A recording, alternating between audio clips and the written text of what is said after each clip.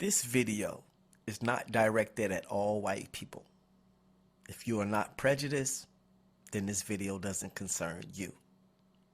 Now, let me get on to the video since I put in my disclaimer.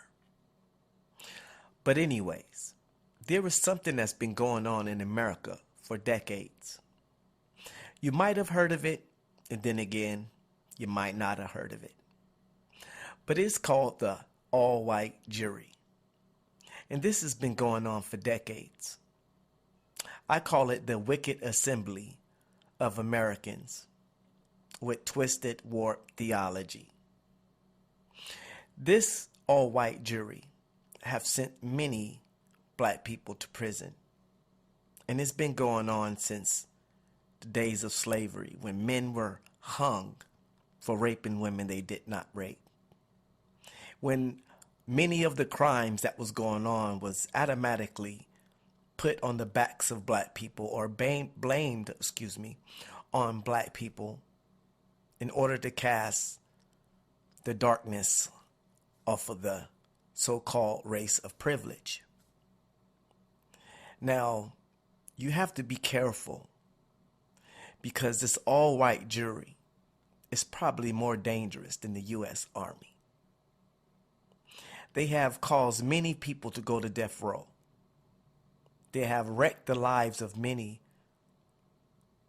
and they have terrorized the hearts of many men.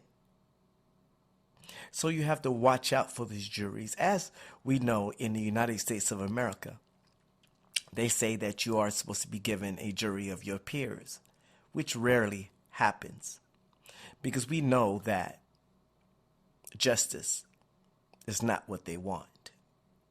We know many of brothers and sisters have been hung and given light years of time by all white juries. That's why I say they are most definitely more dangerous than the U.S. Army.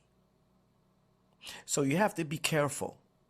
And even in the case of Mike, the young brother that was killed, and all the riotings that's been going on, and now they have the officer that will probably have to face criminal charges. But he really don't have to worry, because guess who's gonna come save the day? You guessed it, the all-white jury. We know that this also happened in the Trayvon case, even though there was a few sprinkle of chocolate and walnuts here and there. We know that the overall makeup of a jury is going to most definitely be them. And yeah, they might put a sprinkle of walnuts here and a black person here, but they know that majority rules when it comes to the jury. So they're going to make sure that they got the majority. And then they can say, see, we gave you one black person, and we gave you 2 Hispanic people. So you can't complain about the jury. Listen here, it doesn't make no difference if you have a black person or a person of color on the jury. It's still considered a all-white jury, because we know that majority rules. So all I can say is, I hope if you ever have to go to court in America, I hope you don't have to face the all-white jury, because the all-white jury is most definitely dangerous, and they are a threat to the inhabitants and the existence of black people. So beware of them. Look out for them, because they're out there, and they've been here for years. And the way it looks like, they're not going nowhere soon. So beware of the all-white jury, because they're out there. So if I was you, I would try my best to stay away from the all-white jury. Like, subscribe. One love.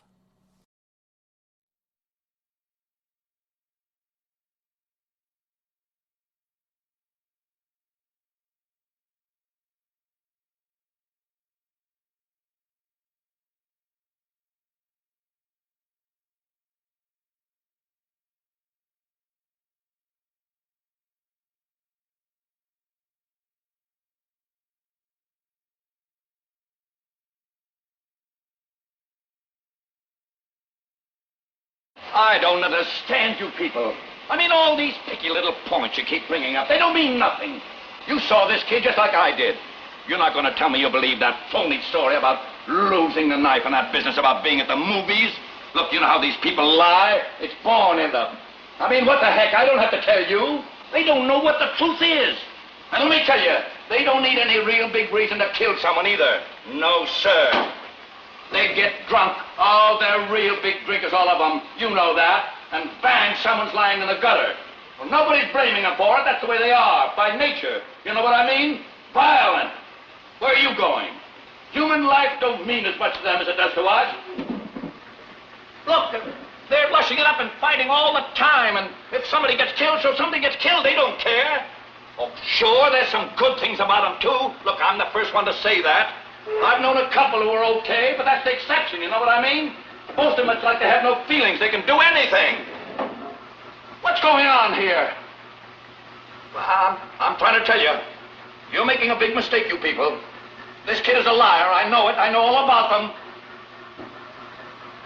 Listen to me. They're no good. There's not a one of them who's any good. I mean, what's happening in here? I'm speaking my piece, and you... Listen to me.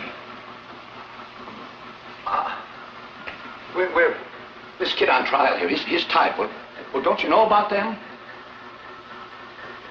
There's a danger here. These people are dangerous. They're wild. Listen to me. Listen to me. I have.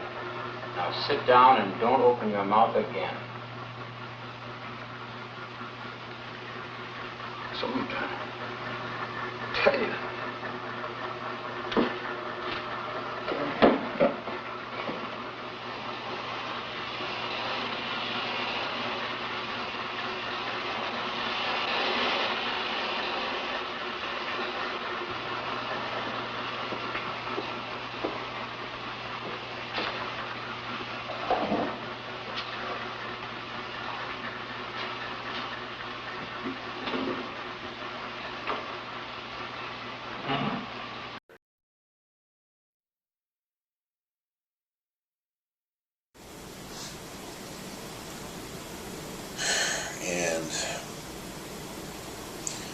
Glenn Ford was tried, Swain versus Alabama was still the rule, and that set up a basically impossible. The defense had an impossible past. You had to show that the office, somehow show that the office had a history of discrimination. When Batson came down after the Ford, but it was retroactive, so we had a hearing about that, and I can remember the judge talking about we had somebody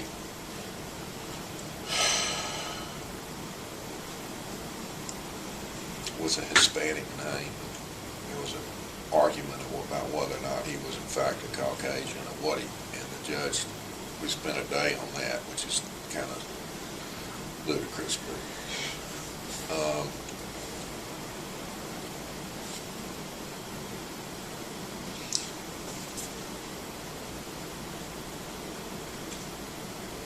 I didn't.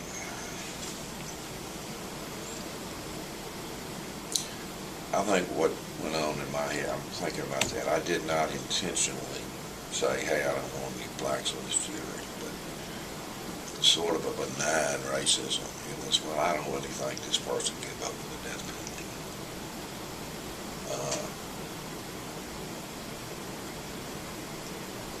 I think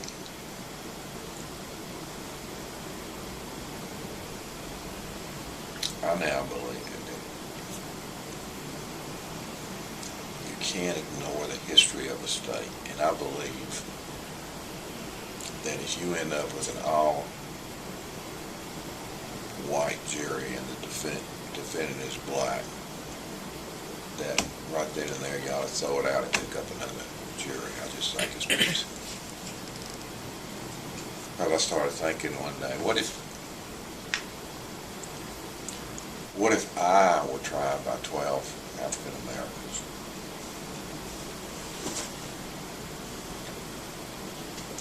they be holding a grudge against me? Would they be fair? They might be fairer than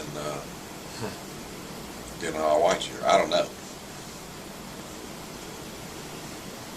But I see the Supreme Court is revisiting Batson, so that's going to be interesting. I just read that in the paper yesterday. I think that's going to be really interesting. And here in October, is that? Yeah, that's when they end a session when the end of June, and they start up in October. Right. But that's, I just don't think you can ignore race in a case, especially dealing with identifications and everything else. I just think, and that's something has to be done.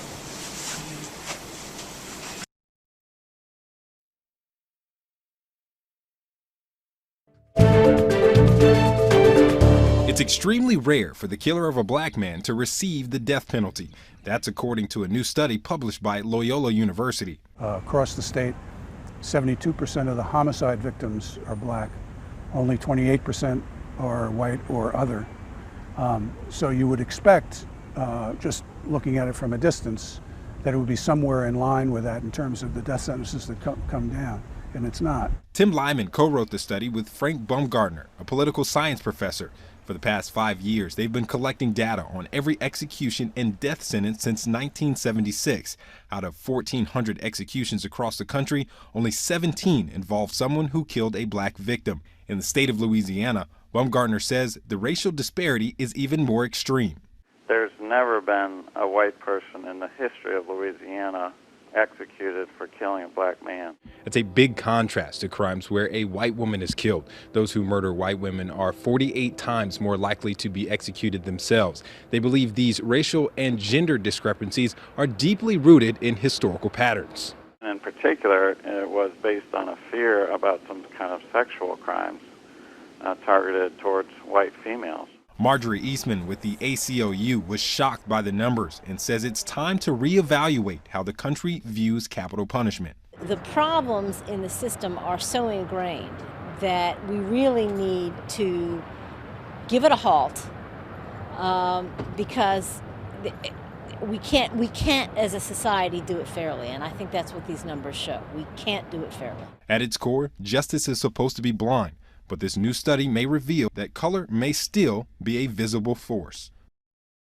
A judge in South Carolina is throwing out the murder conviction of a 14-year-old boy. But it comes 70 years too late for George Stinney. Stinney was convicted in 1944 of killing 2 white girls who were looking for wildflowers. He was sent to the electric chair just 3 months after being convicted by an all-white jury. The teen confessed, but supporters believe it was coerced and that he did not get a fair trial. The judge who threw out the conviction says she found several violations of due process in Stinney's prosecution and that sentencing him to death was cruel and unusual punishment.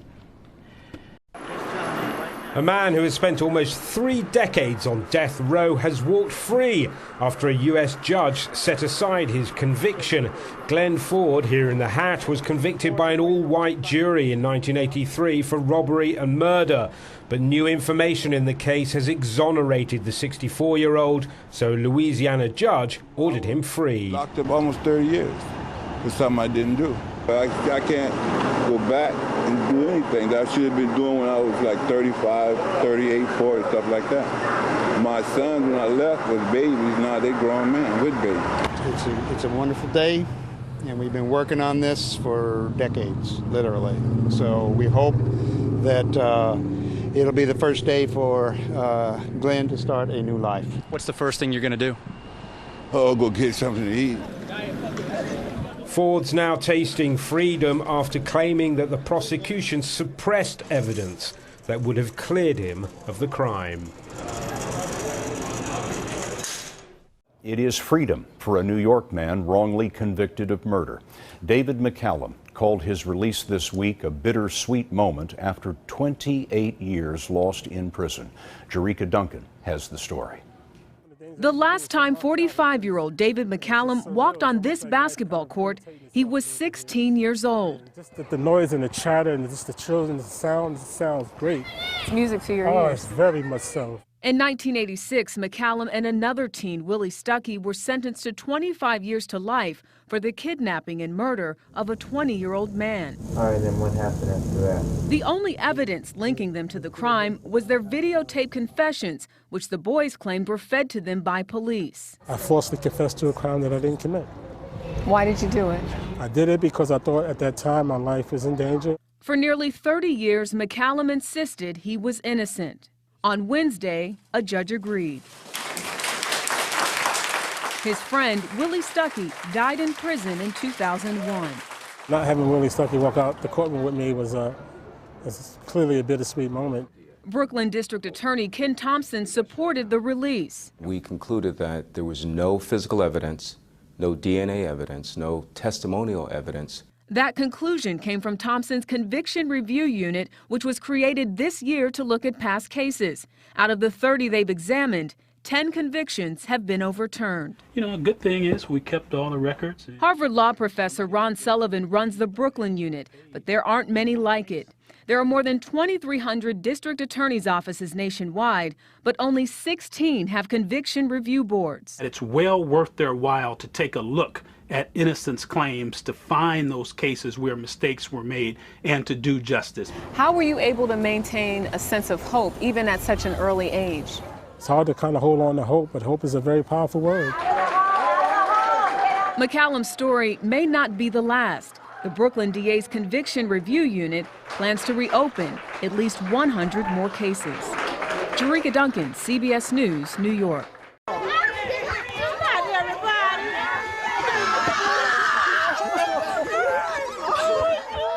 Robert Jones is finally out of prison to be with all his family for the first time in more than 23 years. It's all right. Among those he was reunited with, his mother, his sister, and the daughter born after he was jailed. A judge ruled he could be released pending a retrial after it was found his original prosecution wasn't fair. Robert, a quick word, how are you feeling? Oh man, I feel great. I feel good. You must have been thinking about this moment for a long time. Yes. I've been thinking about it for many years. But I'm glad it's finally come to this day, you know. So the wheel of justice turns slow, but it turns. In April 1992, a series of violent crimes were committed in New Orleans, the same attacker described each time. One of the crimes was the killing of the British tourist Julie Stott, after which police received a tip and arrested Robert Jones. Even though another man was eventually convicted of the murder and had compelling evidence linking him to all the crimes, Robert Jones was tried too. Last month, the original judge in that trial was among those who told us prosecutors withheld key favorable evidence that led to Robert being sent to prison as well. The fact that he was wrongly convicted and is in jail for something arguably he didn't do weighs heavily on me. But Robert Jones remained behind bars until now. Say, for instance, there's a guy that put out a pistol, robbed somebody, and killed somebody, and you look at him as a cold-blooded murderer, okay? But here you have a district attorney that takes and would hold favorable evidence from a guy, take his life, send him to prison, and most guys, they die in prison, they're innocent people, all right? So what's the difference? Who's the murderer, who's not the murderer? And Robert talked of others he knew he believed were also innocent, who never did get out. Yeah, I watched a lot of guys die in prison. That's another added thing that actually gave me the strength to fight for a lot of those guys too. I mean, I watched a lot of them, who I know is actually innocent. I'm talking about they died in prison. And though he's now reunited with his family, he does still face a fight. In spite of the original detectives and a judge now standing by him, and of all he's been through, the state is still insisting he endure a retrial. Aleem Maqbool, BBC News in New Orleans. John Bunn has been waiting for this moment since 1991. At this time, the people do move to dismiss the indictment. Exonerated for murder. It was a beautiful feeling. I want to say, I want to say thank you, Your Honor, because in 27 years, I've been fighting for my life. John Bunn's journey for justice began on August 13, 1991. Crown Heights, Brooklyn. 2 off-duty correction officers were ambushed. Police say the 2 gunmen forced the officers from their car, shot them, and then stole the car. One of the correction officers died. The case was worked by the now disgraced NYPD detective, Louis Scarcella. John Bunn was just 14 years old.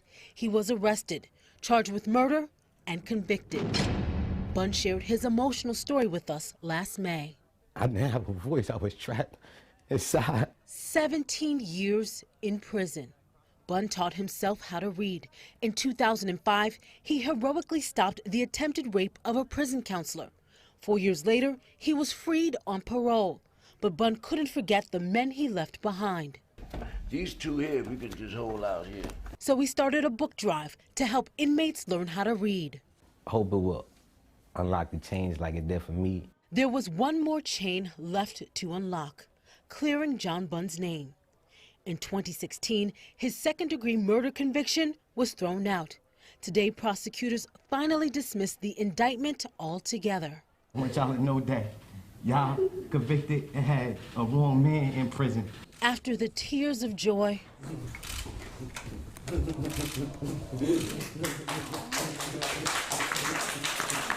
there were hugs of relief.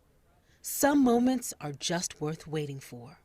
I just feel overly blessed and just thanking God that we reached this point.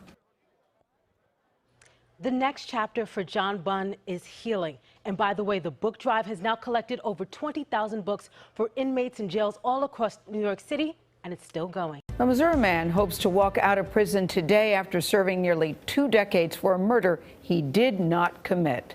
David Robinson was kept behind bars even though another man confessed to the crime back in 2004. 48 Hours correspondent Aaron Moriarty shows us the case a judge calls manifest injustice. Aaron, good morning. Well, good morning. David Robinson isn't the only one who says he's innocent. In February, a state judge agreed with him. And 2 weeks ago, the Missouri Supreme Court ordered his release. And yet, Robinson remains in prison, which is where we talked to him last week. Been a living nightmare. It been a up and down roller coaster. In 2001, David Robinson was convicted of the murder of Sheila Box, a 36-year-old mother. She was found in her car a year earlier in Sikeston, Missouri, dead of a single gunshot wound to the chest. I was in disbelief. It changed my world forever. Sheila Box's daughter was 17 when she lost her mom. I have memories of dancing with her in the living room. She was extremely beautiful, loving and caring. Police believed Robinson, who had a history of drug crime, shot Box during a drug deal. That bothers me more than anything, to be wrongfully accused for killing a woman.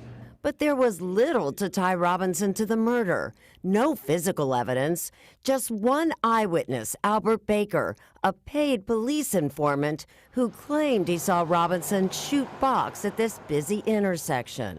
Filmmaker Steve Turner is working on a documentary about the case. There's no 3 or 4 witnesses that saw him shoot her. There's nothing. Just one guy that had a crazy story, and bam, he's gone. There was also an inmate who claimed that Robinson confessed to him when they shared a cell. Charlie Weiss is Robinson's attorney. Turns out he was never in the same cell with David Robinson. And the prosecution put him on the stand, even though they knew he had never shared the same cell. Robinson was sentenced to life without parole, but 3 years later, the case against him fell apart. Another man confessed on tape to a defense investigator that he was the one who sold drugs to Sheila Box and killed her. I just told her to throw the money out, and I was going to throw her the dope. Romance Mosby says he panicked when he saw she had a gun. And that's why I just shot her, because I seen her with flash. I was walking up to it, and she just raised her arm, and that's why I shot her. In 2009, Mosby took his own life, and Robinson remained in prison, even though by then, both witnesses who testified against him admitted they had lied. I gave a false testimony about David Robinson. Albert Baker, the paid informant, had been given $2,500 in cash and expenses after he agreed to testify. And still, Robinson remained in prison as appeal after appeal was denied, until last February, when Judge Daryl Missy ruled the evidence clearly shows that David Robinson did not kill Sheila Box. The conviction should be overturned because the lead detective, John Blakely, used unreliable evidence to convict Robinson and ignored or suppressed facts which pointed away from him. You're still sitting here. How do you explain that to your family? I can't.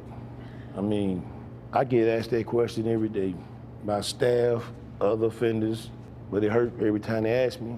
Even the daughter, still grieving a mother, wonders why Robinson hasn't been released.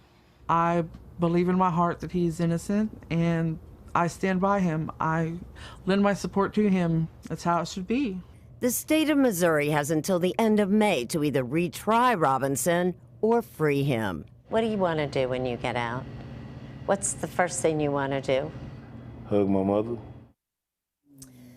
The Missouri Attorney General is scheduled to make an announcement later today. Now, we don't know for sure that Robinson will be released, but the lead detective resigned last week, and with no evidence remaining, it is likely Robinson will be allowed to finally go home to hug his mom. This is so egregious, and I watched it, paid attention closely, and I still don't know why he's still in prison. But I bet the Robinson family's thanking you, Aaron, because you said, listen, I normally do 48 hours, but this story was so upsetting to me. I want to do this story, you said.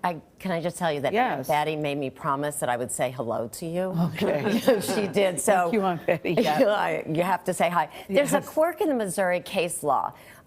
If you are facing life in prison, if you're not on death row, actual innocence does not give you a habeas. Wow. If you can't prove that you have a constitutional violation at trial, David Robinson could have spent the rest of his life in prison, even though everyone knew he was innocent. But you point out no physical evidence. None. Even the victim's family, and the guy said a crazy guy with a story. Two paid, well, one was paid, right. but both snitches. That was it.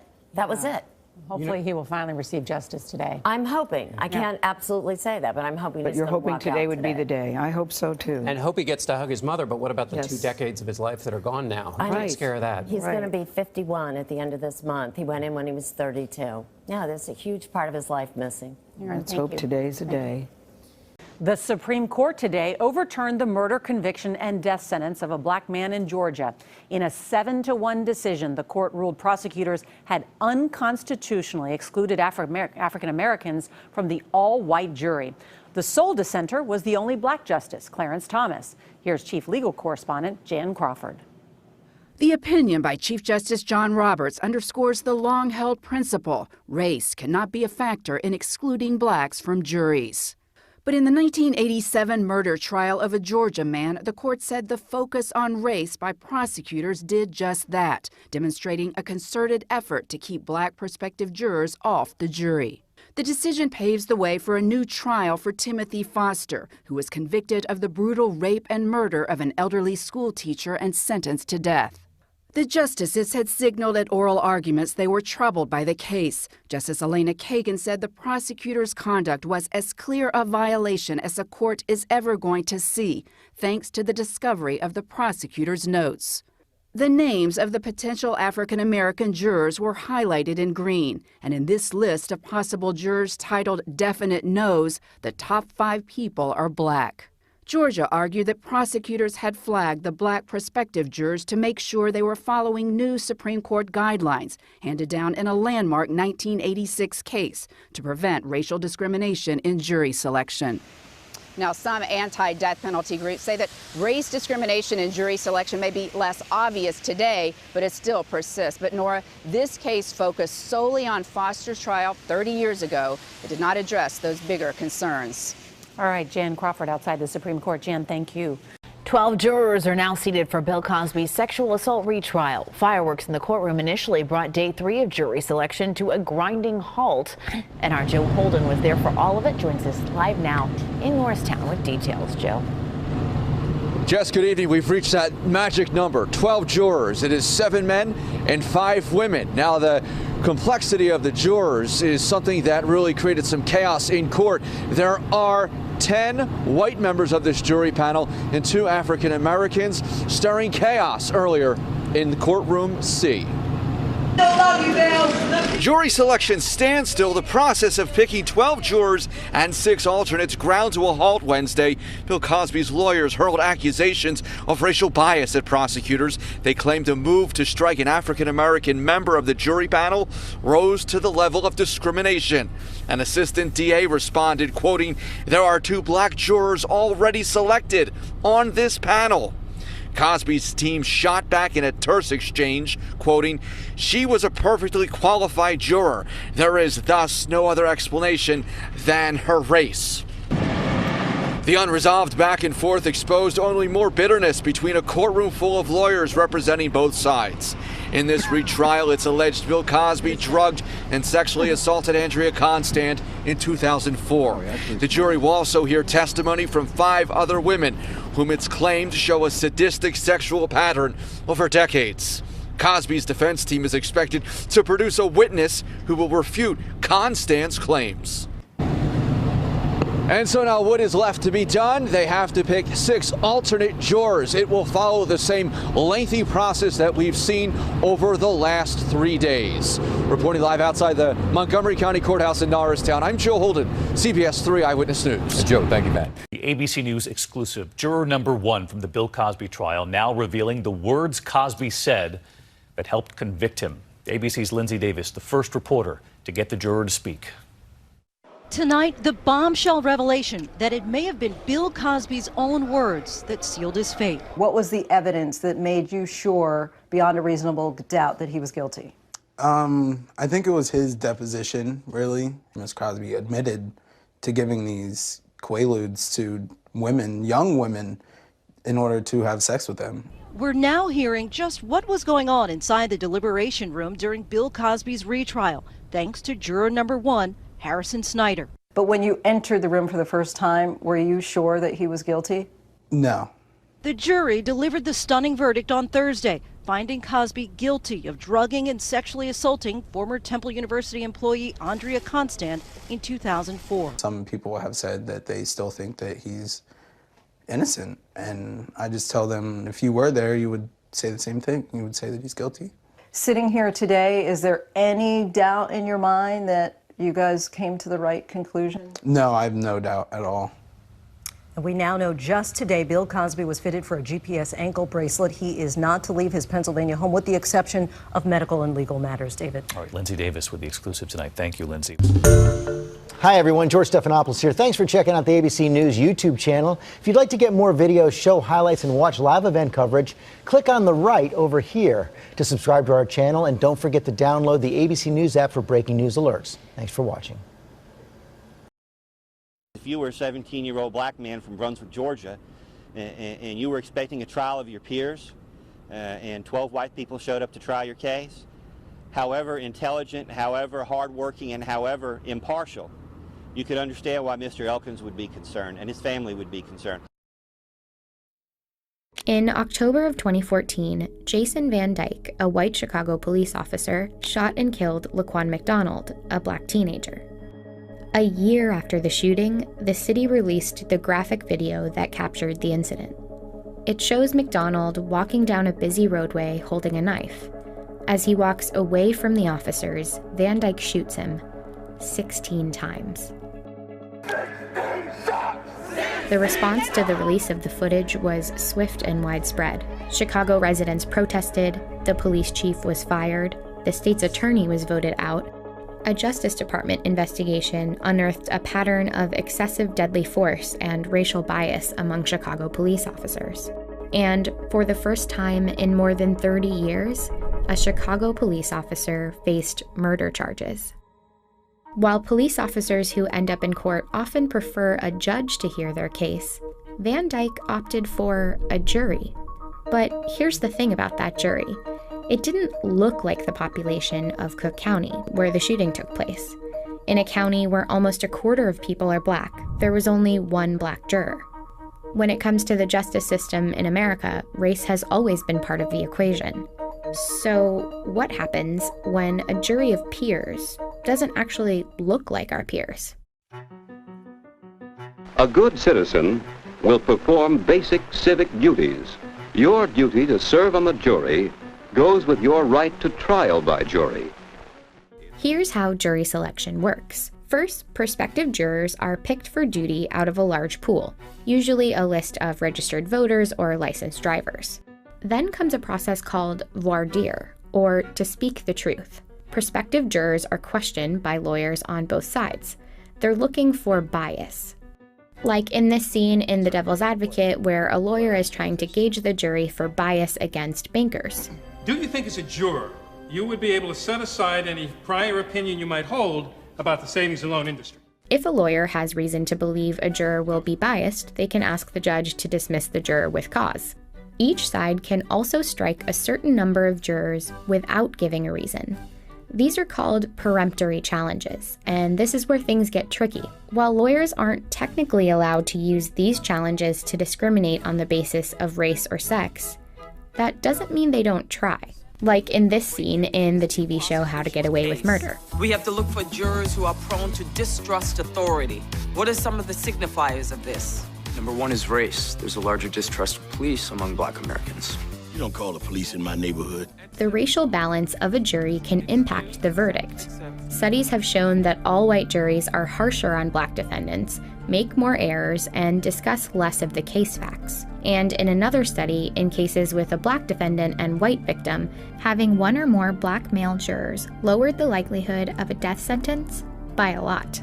A difficult day for jurors in the O.J. Simpson murder trial. It's why, in high-profile, racially charged trials like that of O.J. Simpson, so much attention was given to the fact that the jury had 9 Black members on it. The jury has spoken. And Simpson was acquitted. Not guilty of the crime of murder.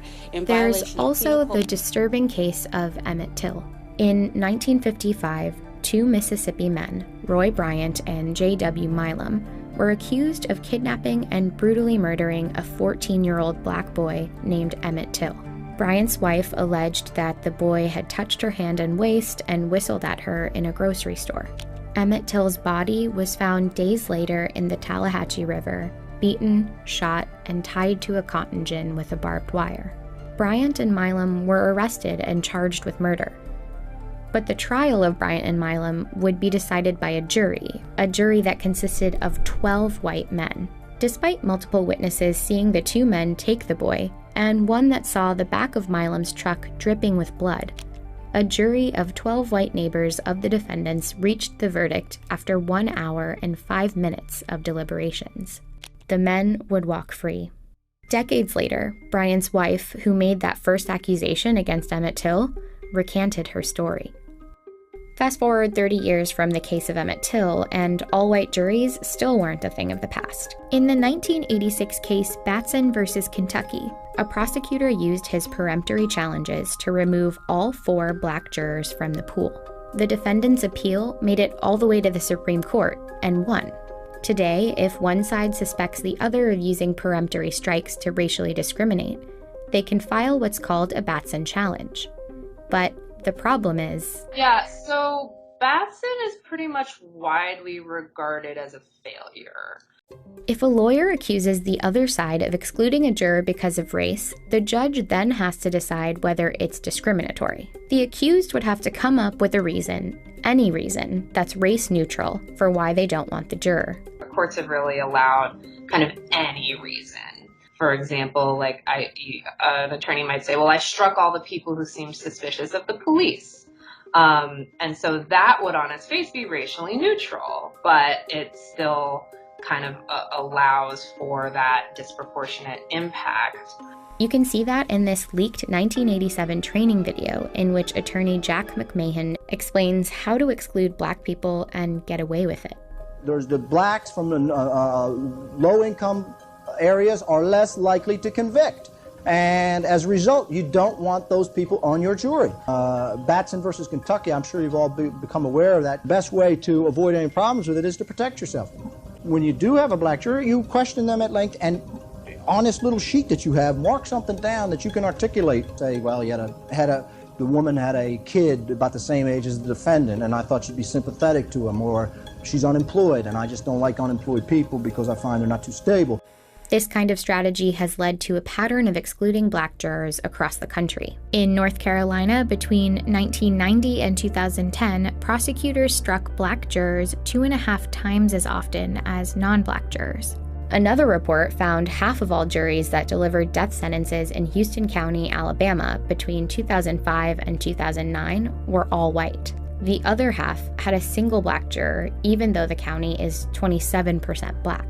And Ann Eisenberg did a study that showed the prosecution struck 35% of black jurors in South Carolina who made it through the voir dire process, compared to 12% of white jurors. I asked a colleague of mine when I finished this study, I said, okay, I've shown this, what of it now? It doesn't, there's so much evidence. And he said, yeah, proving that racial discrimination infects jury selection is like proving that the sun rises. But there might be signs of change.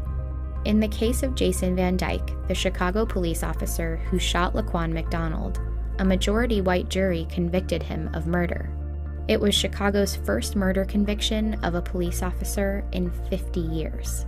We, the jury, find the defendant, Jason Van Dyke, guilty of second-degree murder. They found him guilty of second-degree murder, a lesser charge, and guilty of all 16 counts of aggravated battery. First shot. One for each shot at Laquan McDonald. We, the jury, find the defendant, Jason Van Dyke, guilty of aggravated battery with a firearm, 16 shots. Thanks for watching. There's a lot I couldn't fit into the video, like how do we fix the problem of racial discrimination in jury selection? Over the years, lawyers have suggested solutions, like choosing from a bigger jury pool of underrepresented people that aren't on voter registration lists or driver's license lists, or getting rid of peremptory challenges altogether. It's a complicated problem to solve, but there are procedural tweaks that could make the system a lot more fair. Not guilty. What's the matter with you? I have a reasonable doubt now. 11 to 1. But what about all the other evidence? What about all that stuff? The knife, the whole business? Well, you said we could throw out all the other evidence.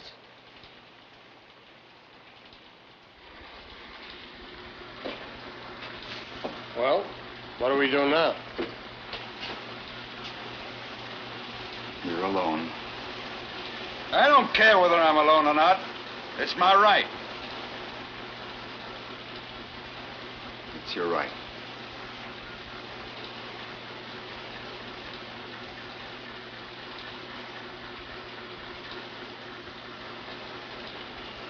Well, what do you want? I say he's guilty. We want to hear your arguments. I gave you my arguments. We're not convinced. We want to hear them again. We have as much time as it takes.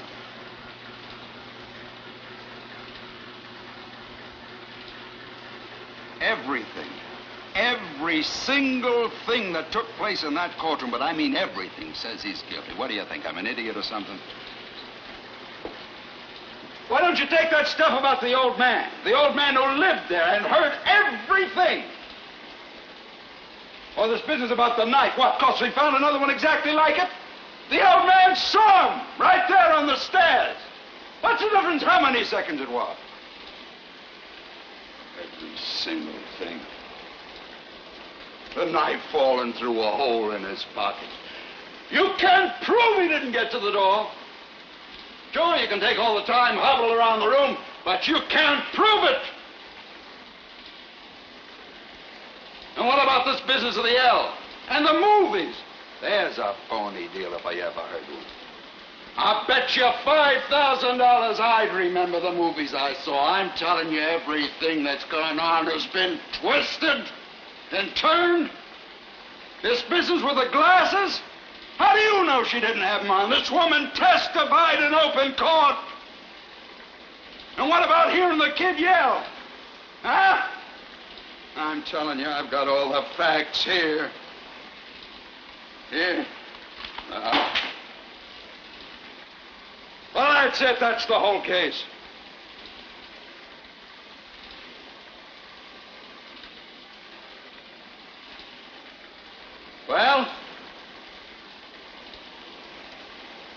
something.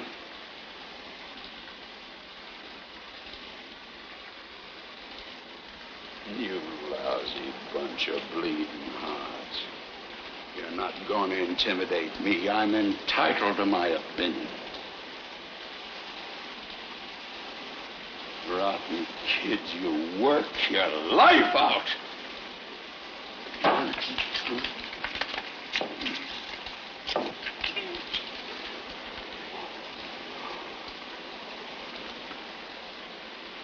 No.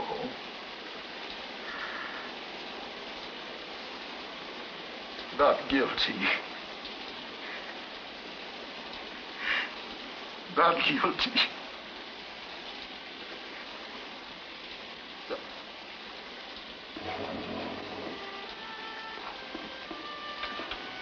Detroit, Michigan with his grandfather right now? With Sheriff Strider and courtroom sentiment clearly on the side of the defendants, reporters began their own desperate search for witnesses. Black people wasn't speaking out about the Emmett Till case at that particular time because they knew that it could happen to them. The blacks feared for their lives and for their family's life because those white folks were for real. So it was just, like hush hush, So I was told to keep my mouth shut, and that's what I did. 2 days into the trial, reporters got a lead on a young sharecropper named Willie Reed, who might be willing to talk. I was in the cotton field, and I was picking cotton. And I looked across the field, and there was about 7 or 8 people coming across the field toward me. It was white and black coming that way. And then they began to question me about this here. Did you see anything? So I told them what I saw. Putting his life at risk, Willie Reed agreed to step forward. Whenever you walk in that courtroom, and there you gonna testify. Then you look at all these white folks and everybody looking at you, and they got their frowns on their face and everything. You see them, they be looking at you, be rolling their eyes looking at you. Yeah, white, looking at you. It was something. Reed spoke in a voice barely louder than a whisper. He'd seen Roy Bryant, J.W. Milam, and one other white man with Emmett Till early that Sunday morning, and had heard the sounds of a beating coming from Milam's shed. After delivering his testimony, Reed was smuggled out of Mississippi.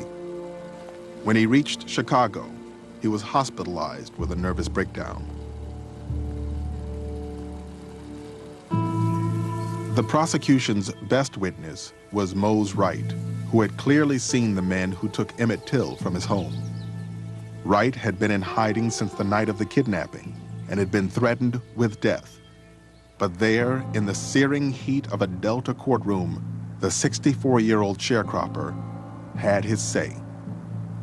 One of the attorneys asked, "Do you know the man that came to your house at night to get Emmett Till out of your house?" Mose Wright stood and pointed first at Roy Bryant, then at J.W. Milam. "Thar he said. Wright later claimed he could feel the blood boil in hundreds of white people in the courtroom. But, he said, I had decided to tell it like it was. That was a dramatic moment. And it took an awful lot of courage for him to get up there and do what he did. I think he had decided that he was going to do it no matter what happened. After he testified, Wright left his cotton blooming in the field, his old car sitting at the station, and slipped onto the train to Chicago. He would never again live in Mississippi.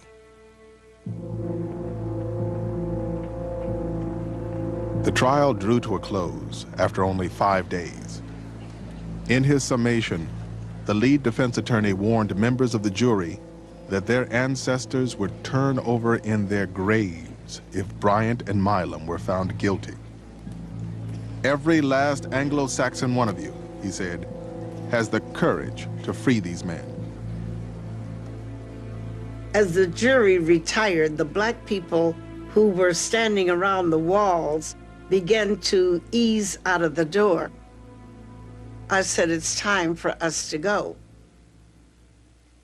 Congressman Diggs said, what? And missed the verdict? I said, Congressman, this is one verdict you don't want to be present to hear. The crowd in the courtroom waited in the heat. Reporters overheard members of the jury laughing and joking in the jury room. In just over an hour, the jury returned. In the Emmett Till murder trial, the all-white jury has acquitted the 2 white defendants accused of killing the 14-year-old Negro youth. The jury foreman said the deciding factor was the state's failure to prove the identity of the body pulled from a river near Sumner, Mississippi. A juror later revealed that the jury had stalled to make it look good. They wouldn't have taken so long to return to the courtroom, he said, if they hadn't stopped to drink pop. The verdict came in not guilty. You could hear guns firing. I mean, it was almost like a 4th of July celebration, or it was almost as if the White Sox had won the pennant in the city of Chicago. It was just, it was a mess. After the trial, Sheriff Clarence Strider told reporters, I hope the Chicago niggas and the NAACP are satisfied. People are used to doing things normal around here. And they just tried to run the thing. They thought they could run over the judge and the sheriff and everybody over there. They thought that they, could just take over, but they didn't. How do you folks feel now that it's all over? Roy, how about you? I'm just glad it's over with. J.W.? I am too. Mrs. Bryant, Feel fine. how about you, Mrs. Milam?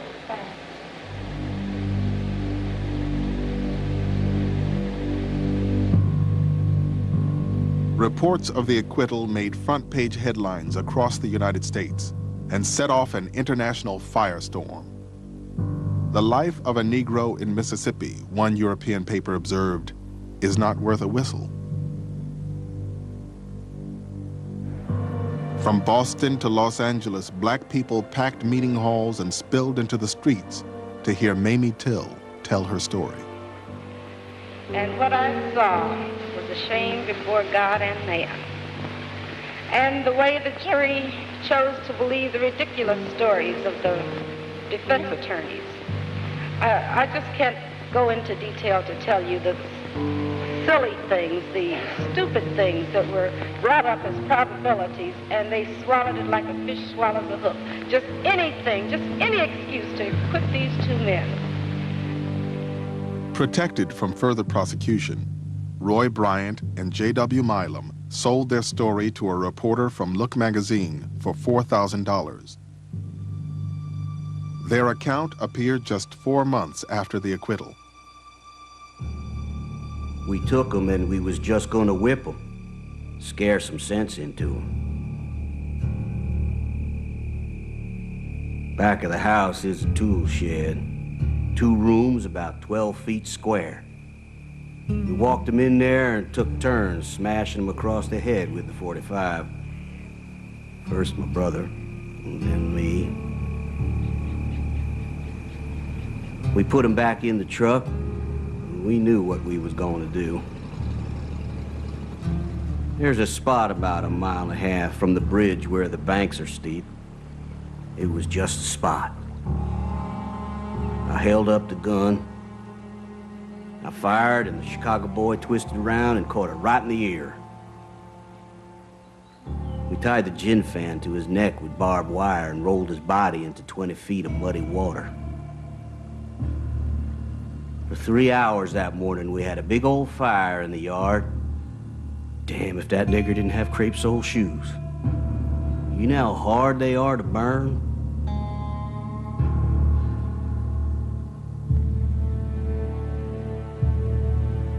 If there were others involved, as Willie Reed and Mose Wright had testified under oath, Milam and Bryant did not name them.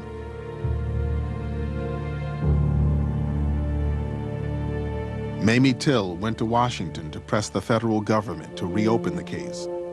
Despite thousands of letters protesting Mississippi's handling of the murder, President Dwight Eisenhower and FBI Director J. Edgar Hoover ruled out a federal investigation. Eisenhower didn't even answer Mamie Till's telegram. No one ever did time for the killing of the 14-year-old black boy from Chicago.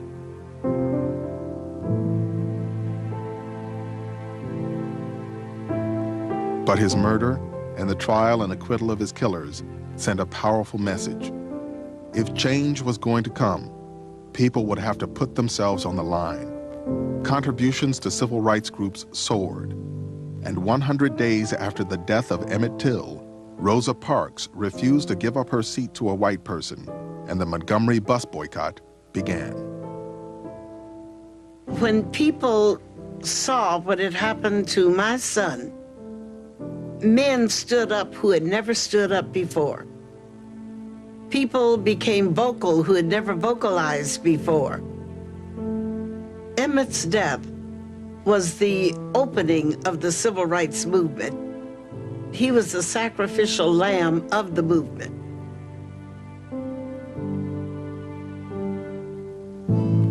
I do believe that nationally, or at least across the South, the Emmett Till trial and the result of that trial somehow spurred the civil rights movement. As if this was either the last straw or maybe it was the spark. People were thoroughly disgusted at what happened in that situation.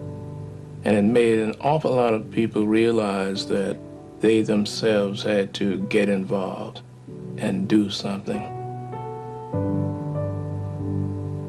It was just a magnificent reaction to a very ugly thing that had taken place in this country.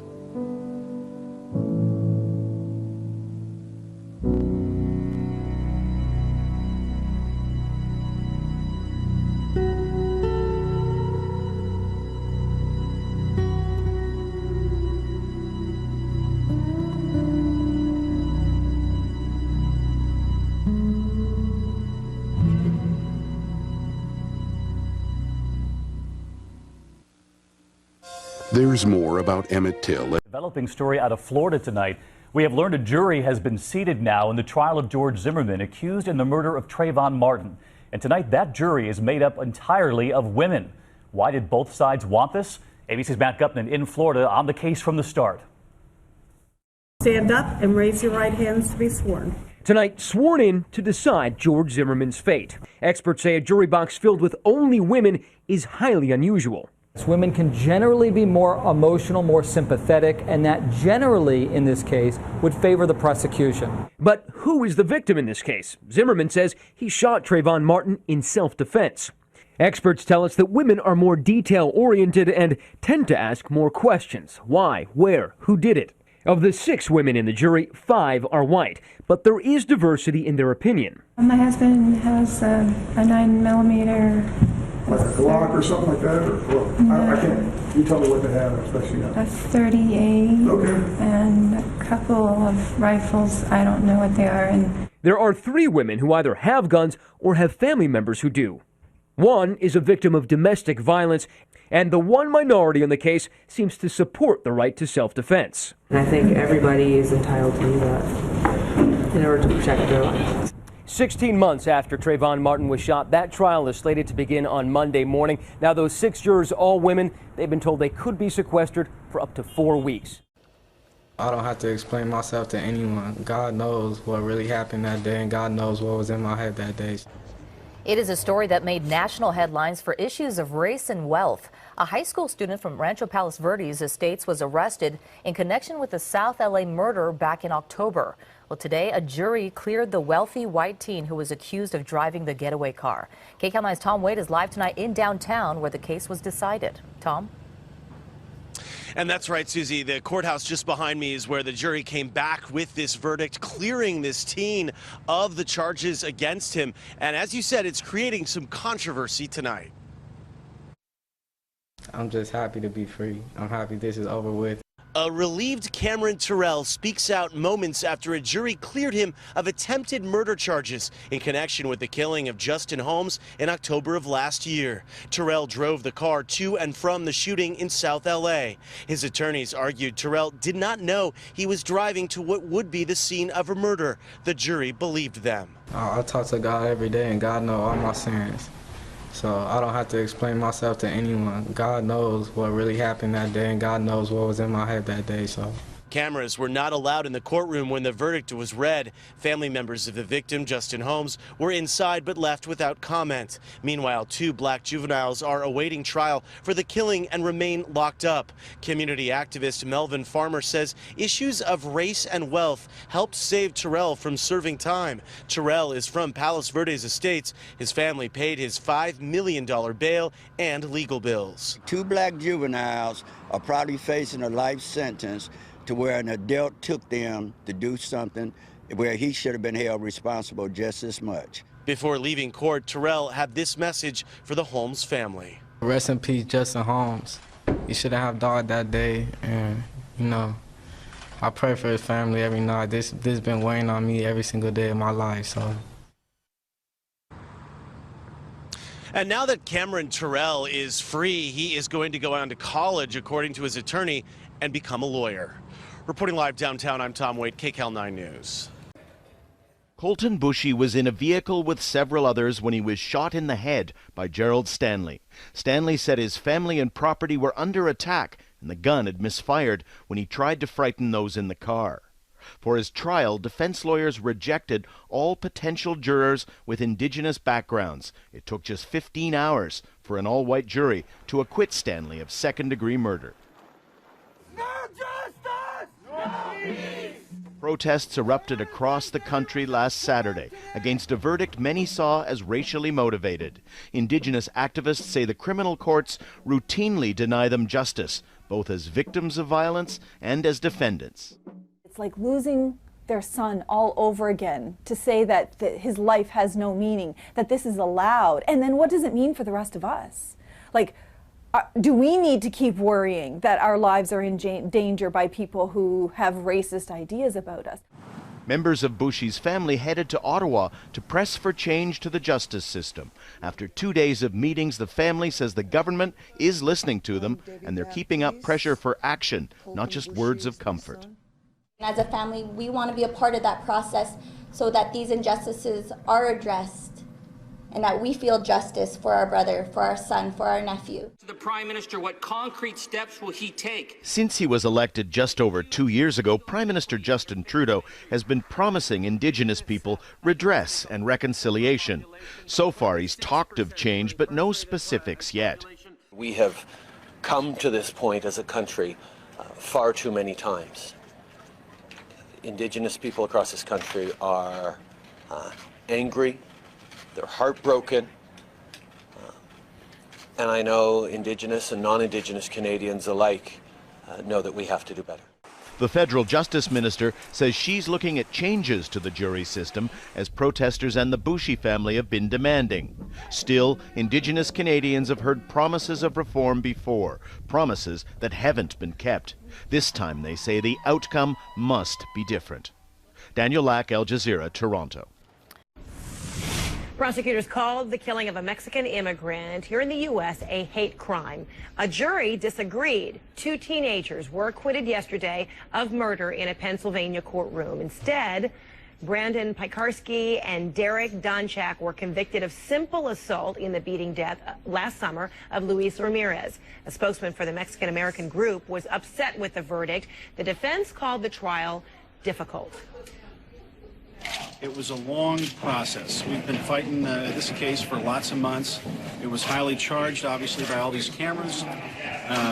The week of trial was very difficult, and we're just delighted that it ended the way it did. The acts here were egregious in nature, and it's just outrageous and very difficult to understand how any juror could have had reasonable doubt, especially as to the aggravated assault charge, the recklessly endangering another person charges. It's just an outrage. So prosecutors said the teenagers baited Ramirez into a fight in the rural mining town of Shenandoah. So let's check in with our legal guys here. Avery Freeman, a civil rights attorney and law professor. Good to see you. And Richard Herman is a New York criminal defense attorney and law professor. Good to see you as well. Okay, Richard, let me begin with you because allegedly Piekarski, one of the defendants, actually gave the fatal kick to the head of Ramirez. So was this a case that the evidence just simply wasn't there to render a conviction of murder?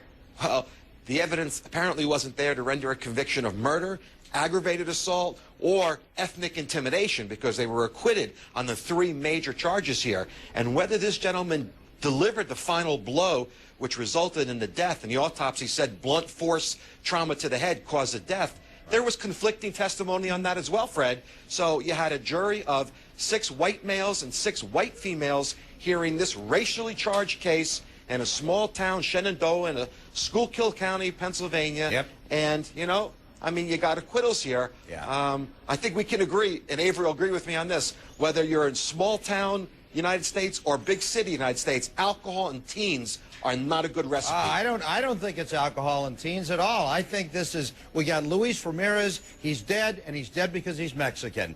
And I think this is jury nullification. I think you had overwhelming evidence. The chief witness for the prosecution had already pled guilty, testified guilty in federal court about civil rights violations. This is very, very troubling. Very troubling. And there's Luis Ramirez right there. So are we talking about an appeal? Because, you know, if they were found guilty of the actual assault, then clearly the evidence was there that this young man was beaten by these 2 defendants. But the injuries then led to his death. So how in the world do you separate the 2, Avery? Well, and that's what the jury did. I mean, it would be impossible, actually, to separate the 2. And frankly, that's a wonderful question, Frederica, because there is no appeal, unfortunately. The fact is, that is the function of the jury. This case is done.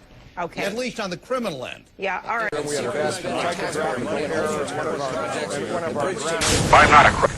Seems so definitive. Why did the jury see the beating of Rodney King in such a vastly different light? Here's ABC's Judy Muller. It was never even close. On the very first day of deliberations, a straw vote made it clear that a majority of the jurors favored acquittal. How could that be, given the powerful evidence of the videotape?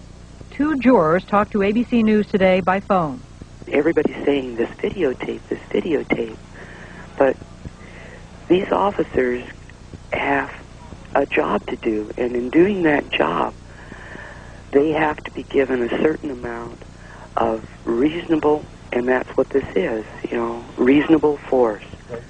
The defense attorneys were really slick, and they undermined all the evidence that was brought forth by the prosecuting attorneys. Several jurors say they were persuaded by the defense argument that the videotape did not tell the whole story, and that Rodney King represented a threat to the officers. They didn't know what they had. You take a man that's over 230 pounds, and you put him on the ground, and 4 officers go in to put handcuffs on him, and he throws those officers off. The jurors were convinced that it was King who controlled the action, that he could have stopped the beating by surrendering. The officers, they felt, used reasonable force, with the possible exception of 1. I believe Powell was out of control. That juror was one of 4 who voted to convict Powell of excessive use of force, a split that resulted in a mistrial on that count. The jury was made up of 10 whites, 1 Hispanic, and 1 Asian. Critics of the verdict are questioning whether this jury of their peers gave the white defendants an edge, and whether King's race was a factor. It didn't make any difference to me, and I don't think it made any difference to the majority of the jury. And how do they feel about the violent reaction to their verdict? Even looking at this after the fact, and I'm very sorry that this happened, but it wouldn't change how I voted. What human being wouldn't be influenced by this? You know, this is ridiculous. This is chaos right now, and I can't help but feel somewhat responsible. And yet, he says, if he had to do it again, he would vote the same way. Judy. A Delaware jury acquitted a white police officer of assault. The Dover police officer, Thomas Webster IV, was charged with felony assault and misdemeanor assault after he broke a black suspect's jaw by kicking him in the head. The decision came down after deliberating for 3 days, 16 hours total. Webster said he did not intend to kick Lateef Dickerson in the head and insisted he was aiming for his upper body. Video from a dashboard in the police officer's vehicle shows Dickerson had placed his hands on the ground but wasn't fully prone when Webster kicked him.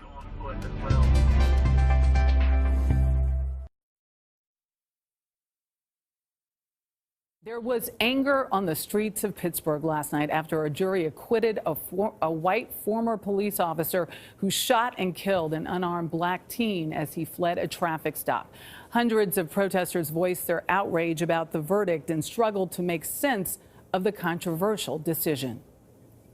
It is our duty to fight for our freedom. It is our duty to fight for our freedom. It is our duty to win. A large crowd of protesters gathered outside of the Allegheny County Courthouse after a Pittsburgh jury found former police officer Michael Rosfeld not guilty in the shooting of 17-year-old Antoine Rose last June.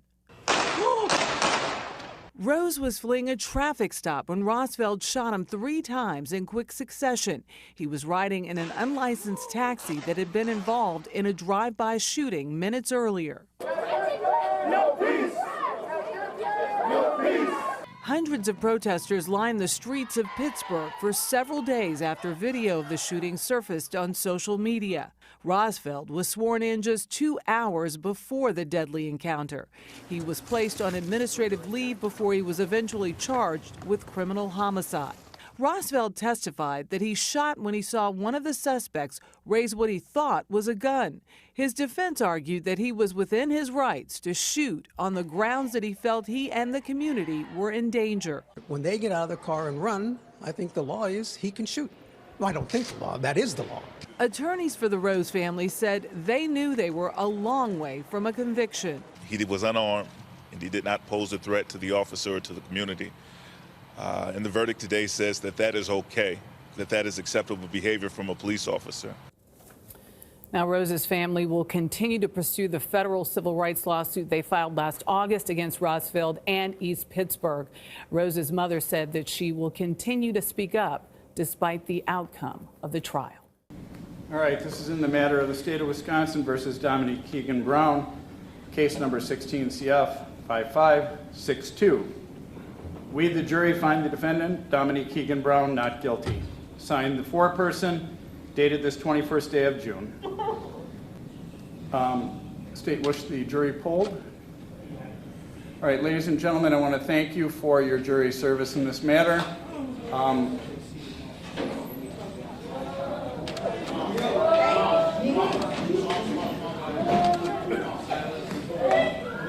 Why don't we take the jury out for a second?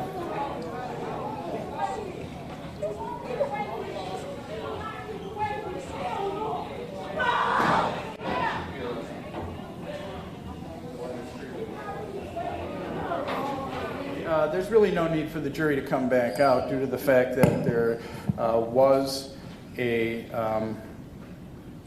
judgment or not guilty verdict, and the state did not ask for the jury to be polled. The jury was escorted from the courtroom when there were some general disturbances in the courtroom. The courtroom was being emptied of the persons causing the disturbance. A jury finds an Oklahoma police officer not guilty in the shooting death of an unarmed man. 2 News reporter Kelly King walks us through the decision and reaction breaking overnight.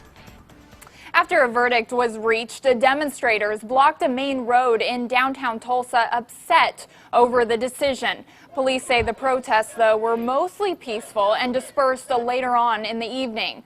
Tulsa police officer Betty Jo Shelby ran from the courthouse to a waiting car after the jury reached that verdict. She was acquitted of first-degree manslaughter in the 2016 death of 40-year-old Terrence Crutcher.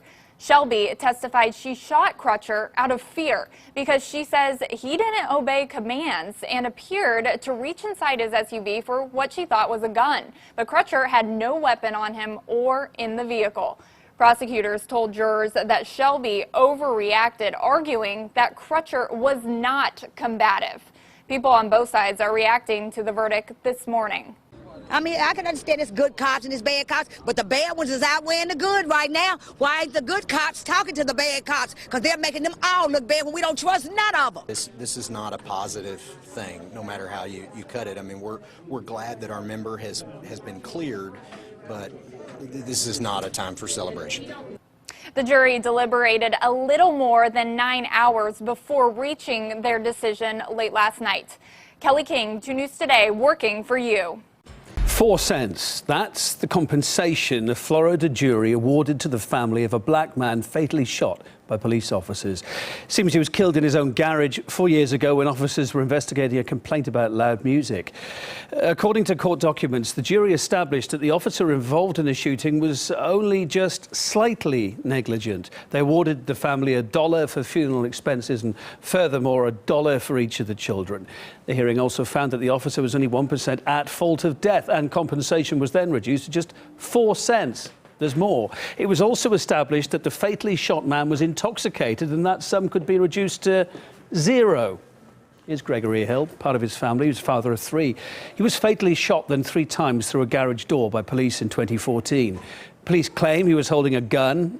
It was later found to be unloaded. The family lawyer says this is a senseless case of police misconduct. We were in shock as lawyers because I've never seen or heard anything like this.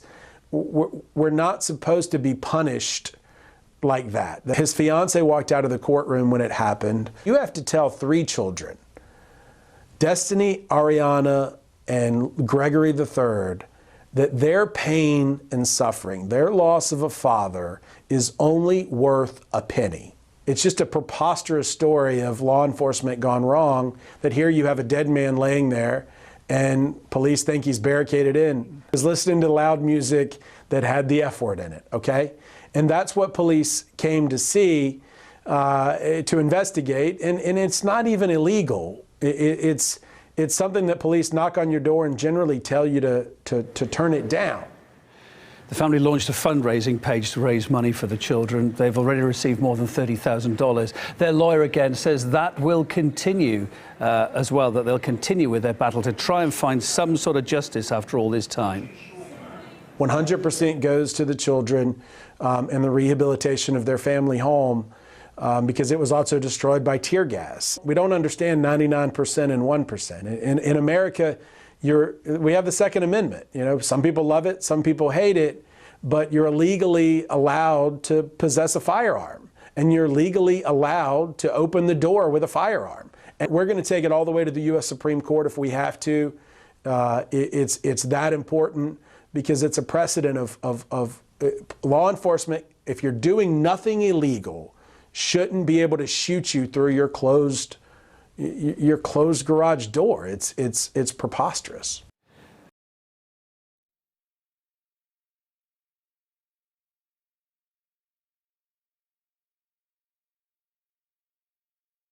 Reprieve Australia looked at 332 jury trials held over 10 years. Now, of those trials, 83% involved a black defendant, but blacks were found to be a lot more scarce on the jury. Now, back in 2007, the Louisiana Supreme Court found that the Caddo Parish District Attorney's Office had violated the Constitution by striking a black juror clearly because of his race. That's not allowed, but the criminal justice system does not stop prosecutors from striking jurors for seemingly random, superficial reasons. It happens all the time. Now, here are some of the reasons that were given to strike black jurors. They were young, old, single, divorced, failed to make eye contact, lived in a poor part of town, displayed bad posture, talkative, wore a beard. Reasons that could apply to any race, but were 3 times more likely to be applied to black jurors. Now, if you're black and summoned to jury duty in the Caddo Parish, you have a nearly 1 in 2 chance of being struck from selection. But if you're not black, sit tight. You only have a 15% chance of being struck. Anya? That's interesting that if you're young and old or divorced or single, that those seem to kind of apply to a lot of people, and so you could really use it to apply to anyone you wanted. But do we know how this has affected these trials moving forward? Well, what this study found out is the fewer number of black jurors serving, the less likely the verdict would end in an acquittal. Now, here's the breakdown of that correlation. In 12-person juries with no more than 2 black people, not one of those trials resulted in an acquittal. Now, if there were at least 3 black jurors, the rate of acquittal went up to 12%. And if there were 5 or more black jurors, acquittal rates were at 19%. Now, an impartial jury is supposed to be a fair community representation. In the Caddo Parish, blacks make up 44% of the adult population. So in a perfect world, that means you'd see 5.3 black jurors for every 12-person jury. But in reality, juries are only 25% black, or 3 black jurors for every 12 people. In Washington, Simone Del Rosario, RT. Did a local judge overstep his boundaries when he dismissed a jury panel because it only included one African American? In a story you will see only on WDRB, Danielle Lama explains the state's highest court will soon answer that question. A Jefferson County Circuit Court judge has dismissed at least 2 jury panels after concerns were raised over whether the jurors fairly represented the community. Damon Shanklin was charged with cultivating marijuana, and his trial started last week. Like usual, a panel of 41 jurors was brought in, but they were all later dismissed. In this grainy court video, Judge Olu Stevens says only 3 of the potential jurors are black. The concern is that the panel was not representative of the community, although it was randomly selected. Judge Stevens brought new jurors in, and it's not the first time he's done so. It also happened last November. The defense attorney in a theft case raised concerns that there was only one African American juror, and he was randomly taken off the panel during jury selection. We're talking about a situation where we have not a single member of this jury that is going to be of Mr. Doss's race. It concerns me greatly, and enough so I'm going to grant the motion.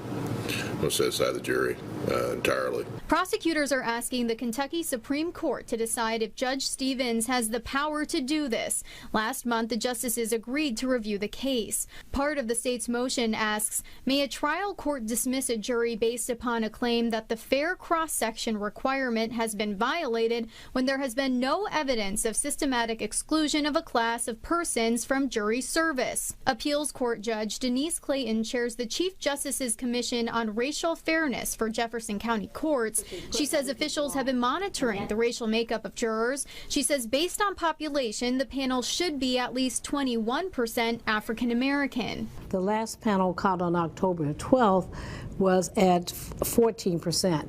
So we're not really hitting the numbers that we need to, or we would hope to.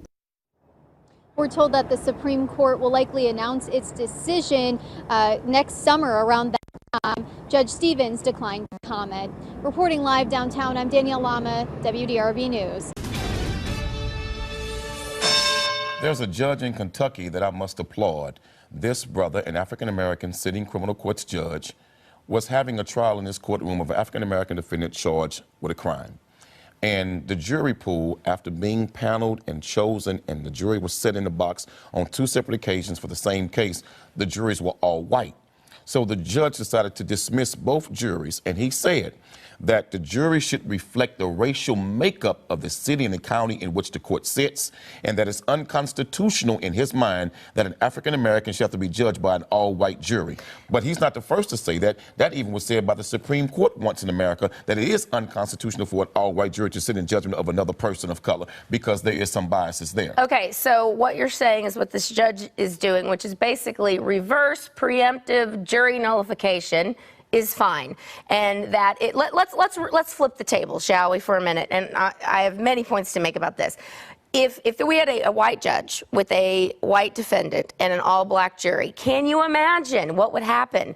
The uproar from the Black Lives Matter movement and all the rest of them, if this had been a reverse situation. I mean, it's not right regardless. Justice should be blind. And hang on a minute. Jury pools are made up of registered voters. Whites tend to be more registered voters than African Americans. As well, whites make more up of a population, generally, than African Americans. I don't know the racial makeup of this town, but you cannot nullify a jury and think that white people cannot judge black people fairly. No, that's ridiculous. That's not what happened, Ms. Box. And that's actually racist. There are cities where you have as high as 45% African American, then you still get all white juries. What this judge is saying is that the jury pool should not be chosen just from voter registration rolls. It should be chosen by driver's license also. That way we can begin to choose people that racially diversely make up the entire city and county what that court sits in. It is only fair and right.